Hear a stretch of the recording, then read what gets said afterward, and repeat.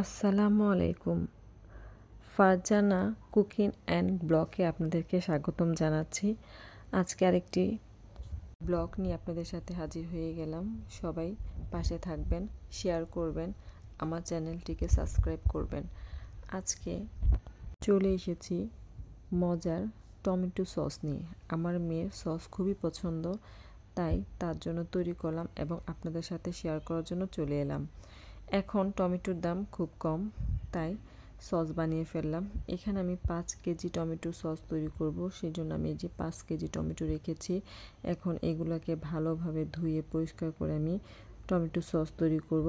টমেটোগুলো এত সুন্দর ছিল, দেখে লোভ সামলাতে পারলাম না, তাই নিয়ে নিলাম। খুবই সুন্দর ছিল টমেটোগুলো, একদম পাকা পাকা। সস তৈরি করার ক্ষেত্রে এই পাকা পাকা টমেটোগুলো নেবেন, যা সস খুব সুন্দর হয়। যাই হোক, আমি এইগুলাকে এখন ভালোভাবে পরিষ্কার করার জন্য চলে যাব। আমি এইগুলা বোটাটা ফেলে দিয়ে খুব ভালোভাবে পরিষ্কার করে নিব। আদিবার ছাড়া হয় না, তার সব কিছুতেই সস লাগে। যাই হোক, এখন আমি এই যে টমেটোগুলোকে ভালোভাবে পরিষ্কার করে নিয়েছি এবং আমি এখানে কিছু পাকা কাঁচা মরিচ নিয়ে নিয়েছিলাম। এগুলো কিন্তু শুকনো মরিচ না, এটা ছিল কাঁচা মরিচ। এবং এখানে নিয়ে নিয়েছিলাম কিছু গোটা আস্ত রসুনের কোয়া। আমি সব কিছু কাটিনি, এইভাবে আস্তে আস্তে দিয়ে দিয়েছি এবং সামান্য কিছুটা পানি দিয়েছি। পানি দেওয়ার পর আমি এগুলাকে সেদ্ধ করার জন্য বসিয়ে দিলাম এবং এই যে মোটামুটি আমার সেদ্ধ প্রায় হয়ে গেছে। আসলে টমেটো থেকে কিন্তু প্রচুর পরিমাণে পানি বের হয়, সেই জন্য আমি এখানে অল্প কিছু পানি দিয়েছিলাম সেদ্ধ হওয়ার জন্য।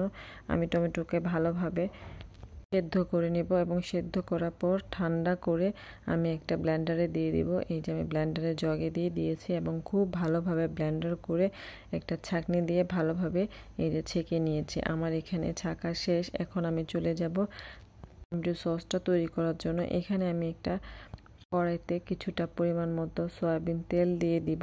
এখানে আমার অল্প কিছু তেল লাগবে, তাই আমি এখানে কিছু তেল দিয়ে দিব, রান্নার রেগুলার তেল। এখন আমি এই যে তেলটা গরম হয়ে গেছে, এখন আমি এখানে সসের যে পিউরিটা করে রেখেছিলাম সেটা দিয়ে দিলাম। দেওয়ার পর আমি একে একে সব মশলা দিয়ে দেবো। এখানে আমি কিছু মরিচের গুঁড়া, একটু হলুদ ছাড়া বাকি সবই দেবো। এখানে আমি মরিচের গুঁড়া দিয়েছি, এখানে আমি বিট লবণটা দিলাম। এখানে আমি এখন পরিমাণ মতো দিয়ে দেবো চিলি ফ্লেক্স। চিলি ফ্লেক্সটা দিয়ে দিলাম। চিলি ফ্লেক্স আপনারা আপনাদের স্বাদ মতো করে নেবেন। আসলে ঝাল বেশি খাইতে চাইলে ঝাল বেশি দিবেন। এখানে আমি রেগুলার লবণটা দিয়ে দিলাম। যার যেমন পছন্দ, টক বা জাল এভাবে খেয়ে নেবেন। এখন আমি খুব ভালোভাবে সবগুলোকে মিক্সড করে নিব। আসলে এখানে কিন্তু আমি আগেও কিন্তু দিয়েছিলাম মরিচ, সেজন্য আমি এখানে মরিচের পরিমাণটা একটু কমে রেখেছি এবং এখানে আমি দিয়ে দিলাম পরিমাণ মতো চিনি। আপনারা যদি ঝাল খেতে চান তাহলে সেই অনুযায়ী দিবেন। আমি আমার পরিমাণ মতো দিয়েছি। দেওয়ার পর আমি খুব ভালোভাবে এগুলোকে মিক্সড করে এবং খুব ভালোভাবে জাল দিয়েছি এবং আপনার যে পর্যন্ত ঘন না হয় সেই পর্যন্ত আসলে এটাকে জাল দিতে হয় খুব ভালোভাবে, না হলে আর কি পানি থাকলে নষ্ট হওয়ার সম্ভাবনা থাকে। এবং সবার শেষে আমি এখানে দিয়ে দিলাম পরিমাণ মতো ভিনেগার। এখন এটাকে আমি 6 মাস রেখে দিলেও কিচ্ছু হবে না। যাই হোক, এই দেখুন খুব সুন্দর হয়ে গেছে আমার টমেটো সসটা প্রায় হয়ে গেছে। এখন আমি এই যে নামিয়ে নিব। দেখুন আপনাদের সুবিধার্থে কতটা ঘন হয়েছে, কতটা সুন্দর হয়েছে, মাশাআল্লাহ, আলহামদুলিল্লাহ। আপনারা ট্রাই করবেন, আপনারাও তৈরি করবেন। তৈরি করে অবশ্যই অবশ্যই আমাকে জানাবেন এবং আমার ভিডিওগুলো ভালো লাগলে অবশ্যই আমার চ্যানেলটা সাবস্ক্রাইব করবেন, শেয়ার করবেন, বেশি বেশি করে লাইক কমেন্ট করবেন। সবাই পাশে থাকবেন। আমার নতুন চ্যানেল, আপনারা অবশ্যই আমাকে সাপোর্ট করবেন। আপনাদের ভিডিওটা ভালো লাগলে অবশ্যই অবশ্যই সাবস্ক্রাইব করে নেবেন। যাই হোক, এই ছিল আমার টমেটো। 5 কেজি টমেটো থেকে আমার এই যে সসটা হয়েছে একদম পুরো বোতলে, এবং কাচের বোতলে রেখে আপনারা ফ্রিজে রেখে দিবেন, তাহলে আসলে টমেটো সসটা ভালো থাকে। যে কোনো খাবারের সাথে টমেটো সস ছাড়া হয় না। যাই হোক, ভিডিওটা ভালো লাগলে লাইক কমেন্ট করবেন। ধন্যবাদ সবাইকে। আল্লাহ।